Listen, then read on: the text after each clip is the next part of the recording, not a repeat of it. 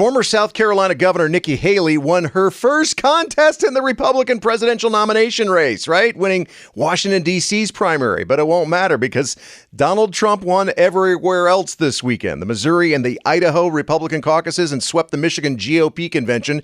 And Trump won everything before this weekend. And now with the Supreme Court's decision, will win everything going forward, including Colorado's primary, because he's on that ballot now, for sure. Speaking of this weekend, though, here's Trump at a rally in Virginia. And Putin, has so little respect for Obama that he's starting to throw around the nuclear word today. You heard that, nuclear.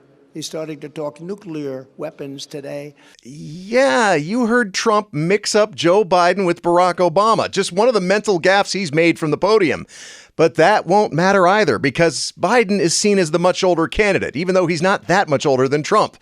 I mean, before Biden came along, Trump was the oldest first-term president in U.S. history. But because Biden seems to shuffle when he walks and appears to go out for ice cream every other day, something my grandpa was obsessed with, and Trump seems so full of energy, the Donald gets credit for being the younger one.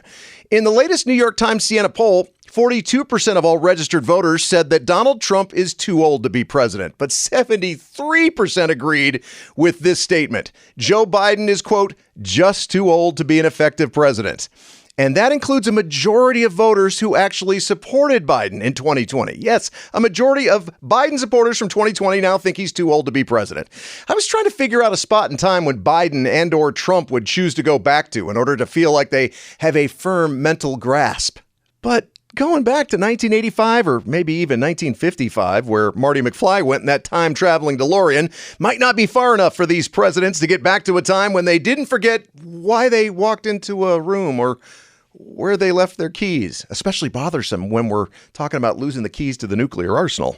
We have to go back even further to find a time when these men's brains were still super sharp. Okay, 1939, when The Wizard of Oz came out, is too far back, as Joe and Donald weren't even born yet. But I thought it was apropos because Dorothy sings to the Scarecrow, with that kind of thinking, you could be another Lincoln if you only had a brain.